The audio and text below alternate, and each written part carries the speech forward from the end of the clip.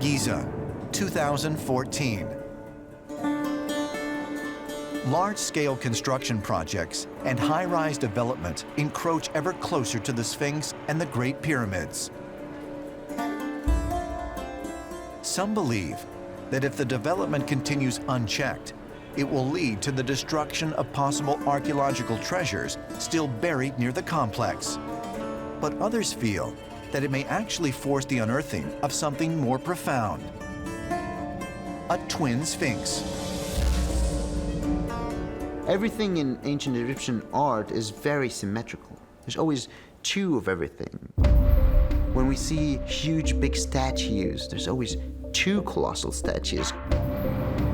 There's always symmetry, two statues guarding one road. With the Sphinx, we've only found one. Some people believe there's another one.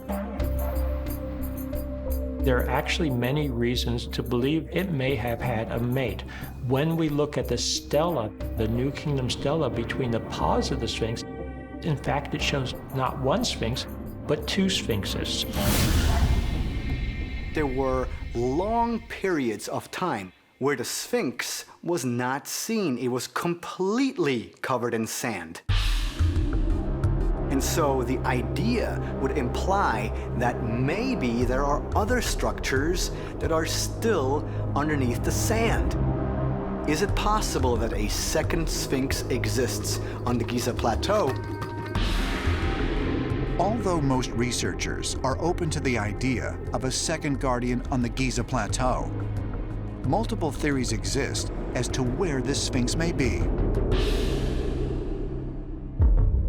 According to the Amduat, the ancient Egyptian funerary text describing the hourly journey of the king in the afterlife, there is said to exist a second Sphinx that faces to the west. The fifth hour, which seems to represent the Giza necropolis, by the way, is protected by one Sphinx in the east, which is the existing Sphinx, but they also show another Sphinx in the back. Now, physically, was there another one? It's quite possible.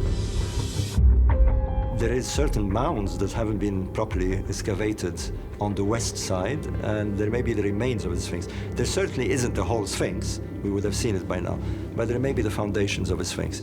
The non-existent Sphinx is almost as interesting as the one we can look at. Does that location have any special energy to it? Is there some reason why life, fate, the gods would have it disappear? Could there really be a second Sphinx located somewhere on the Giza Plateau? And if so, how has it remained undiscovered for thousands of years? We know less than 30% of what's actually underneath the sand, especially around the Giza Plateau.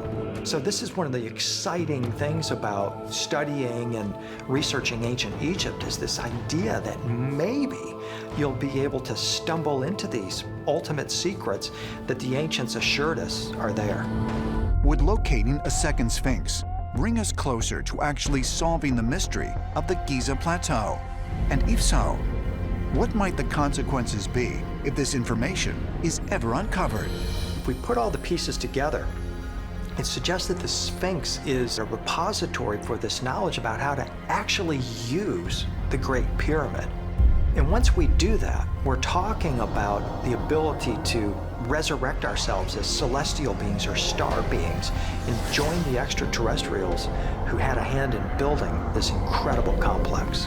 I very much believe that the whole thing is a kind of cipher, and I'll go to my grave on this one. I've worked for 25 years to decipher this cipher using astronomy, using the texts. And it reads, I have under me the knowledge of our Genesis. Whatever it is we figure out, whatever we discover when we get there, it's not going to look like we thought it would look. Is the Sphinx the ultimate proof that extraterrestrials were here on Earth in the ancient past? And if so, might there be clues hidden within this monolithic statue that not only reveal the truth about our history, but why we are here, and how we can finally reconnect with our alien ancestors?